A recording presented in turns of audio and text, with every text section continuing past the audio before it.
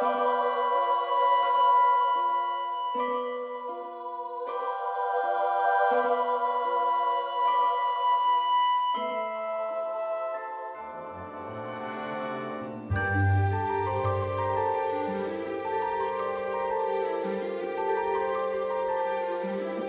on en croit les dires, ici reposerait l'un des plus grands philanthropes que la région ait connu. Et c'est vrai, ou du moins, ce fut vrai durant les dernières années de sa vie. J'étais encore tout jeune quand je travaillais pour lui dans son cabinet de comptable. À l'époque, je ne faisais que remplacer son défunt partenaire. Mais contrairement à ce dernier, je travaillais dans des conditions déplorables et je ne recevais que le tiers d'un salaire normal. C'était un 24 décembre, j'avais fini ma journée de travail et j'avais réussi à obtenir de lui une journée de congé, le 25. Ce qui ne fut pas chose facile. Ce vieux chacal n'avait aucun respect envers autrui. C'était un vieil homme aigri sur la fin de sa vie. Il ne connaissait ni la bonté ni la sympathie. Il répétait souvent qu'il était préférable que les pauvres meurent de froid pour pallier au problème de la surpopulation.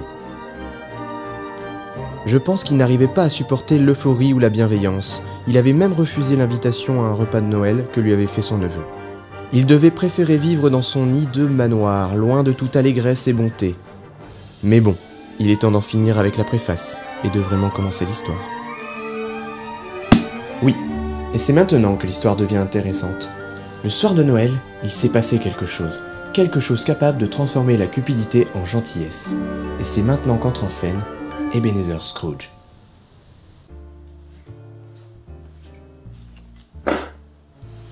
Bonsoir Ben. Bonsoir.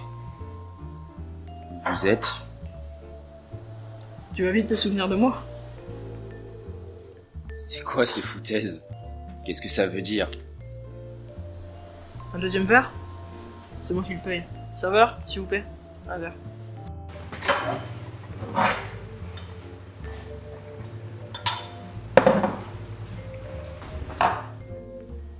Merci.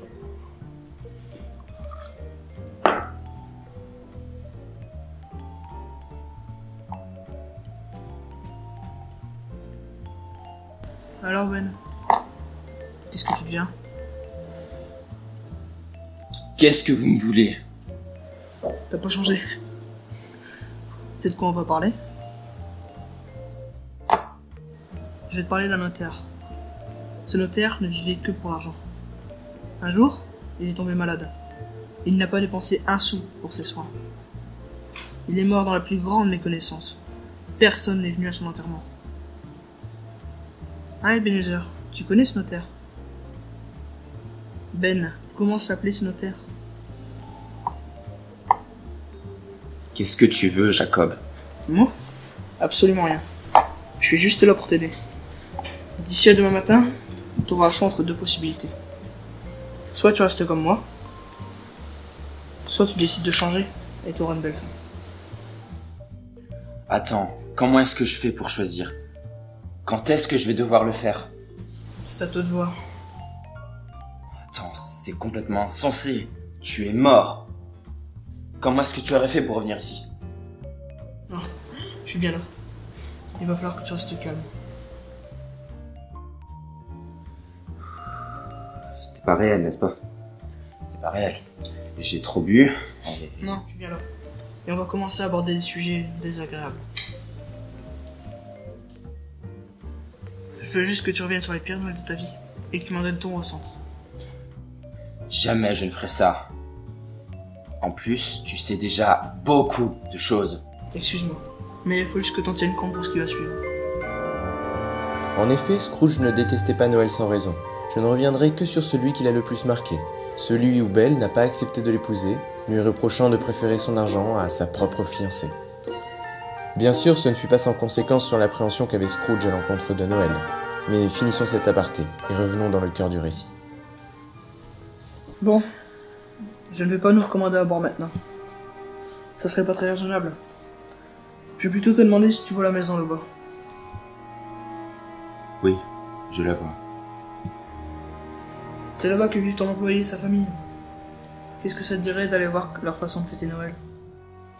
Je te dirais que ça ne m'emporte pas vraiment. Bon, viens avec moi.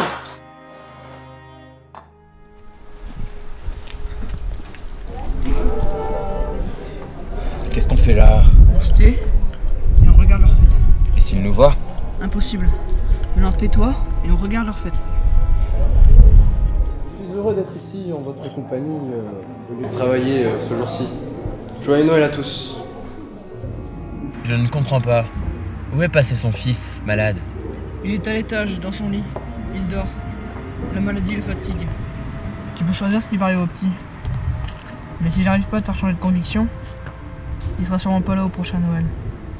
N'oublions pas que ce repas n'aurait pas été possible si Monsieur Scrooge ne m'avait pas engagé.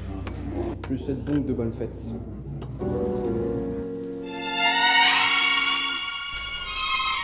Qu'est-ce que tu as retiré de ce qu'on vient d'entendre? Je sais pas trop. Je crois que si tout ça est réel, eh bien, c'est un mal nécessaire pour se débarrasser de la surpopulation. Pardon? S'il avait voulu sauver son fils, il se serait battu pour avoir un meilleur métier. Il ne l'a pas fait. Eh bien, dommage. Ce sont des choses qui arrivent. Il va perdre son fils et il en tirera une très bonne leçon. Bon, Ben. Maintenant tu vas me suivre. Et on va enfin découvrir ce que t'es vraiment.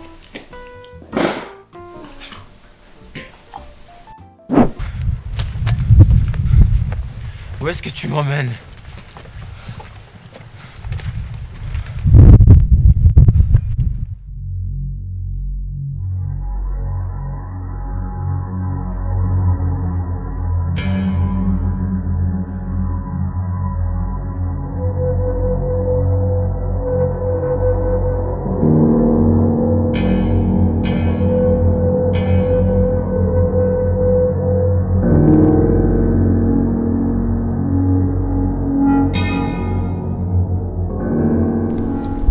Pas plus loin si j'étais toi.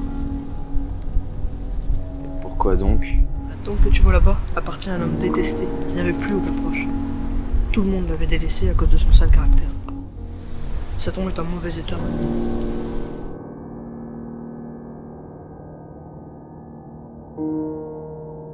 Ça veut dire quoi, ça? À ton avis? Mais, y'a pas un moyen d'éviter tout ça? Bien sûr. Qu'est-ce que c'est? Allez, s'il te plaît, en souvenir du bon vieux temps. S'il te plaît, je t'en supplie, dis-le-moi. Adieu, Ben. Non, non, non, non, non. Reviens. Dis-le-moi.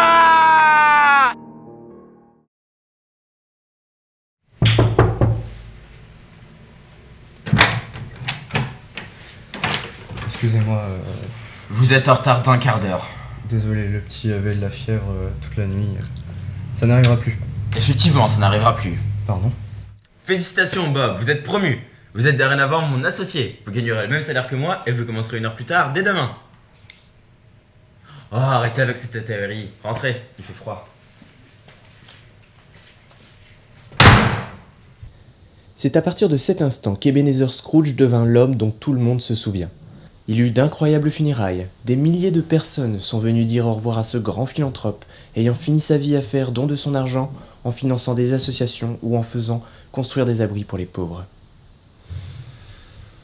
Cet homme a sauvé mon fils, et il est même devenu son oncle. Je lui dois tout ce que j'ai. Peu de temps avant sa mort, son neveu a été heurté par une charrette. Il m'a légué tout ce que j'ai, tous ses biens par défaut. Oui, j'hérite de tout, de son cabinet à cet affreux manoir. J'aurais bien voulu trouver une fin incroyable à ce récit, mais je préférais vous la raconter telle que le vieux Scrooge me l'a raconté lui-même. Allez, joyeux Noël.